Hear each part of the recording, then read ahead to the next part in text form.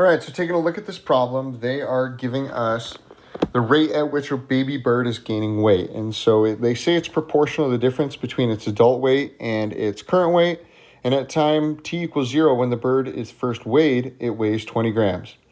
If b of t is the weight of the bird in grams, at time t days after it's first weighed, then dB with respect to time is equal to 1/5 100 minus b, where b is that weight that the baby bird is at. So let b of t be the solution to the differential equation above with the initial condition b of 0 is equal to 20. So what that means is that time 0, or the first time it's weighed, the bird weighed 20 grams. So question A, is the bird gaining weight faster when it weighs 40 grams or when it weighs 70 grams?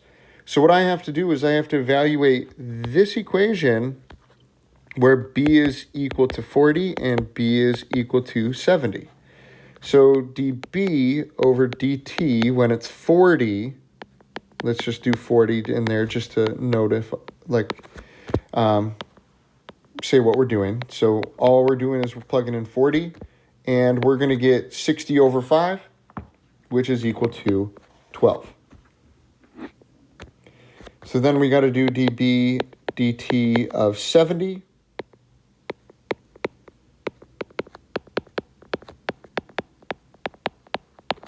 And that's going to be equal to 6. Well, clearly, dB dt is greater at that time when it's equal to 12. So the bird gains weight faster when it's with 40 grams. Reason why is dB dt, the change in weight with respect to time, is larger. It is 12. So B says that we want to find the second derivative in terms of B. So let's do that. Let's get dB over dt, and that's equal to 1/5 100 minus b. And so we're just going to start taking the derivative. So taking the derivative is just going to give us the second derivative with respect to b over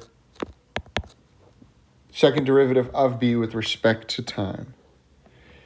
So I think it's sometimes easier to think of this as 20 minus 1/5 b, because the derivative of 20 is just 0, and that leaves me with negative 1/5 times b prime, or dB dt. Well, if I write that as dB dt, I know what that is. They gave me what dB dt was equal to, and I'm going to plug it in right there. So the second derivative of b with respect to t is equal to negative 1/5 times 1/5 is negative 1 over 25 times 100 minus my b. So what this ends up being equal to is negative 4 minus b over 25. Well, it would be plus b over 25. So that's my second derivative. They want us to know, so use the second derivative of b with respect to t to explain why the graph of b cannot resemble the following graph. Well, since this is happening right here, this is linear, and if I have the acceleration being linear, it means it stays in a straight line the entire time. It means that the concavity is going to have to follow what this line is doing.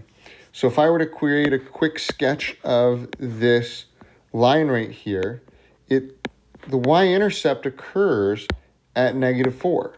So say that was negative 4 down there, and it looks like it increases at a rate of 1 over 25 per pound. So what this means is that no matter what, and actually in the context of this problem, if you think about it, they're saying that 100 is the max weight that it could be. So if I started at negative 4, right, somewhere down here, and I drew my line up, this would be after 100 pounds. What I would end up with is something that's always negative. So the second derivative is always negative, meaning that it's concave down always. So the real graph of B should look something like this. And that's why B cannot resemble that following graph.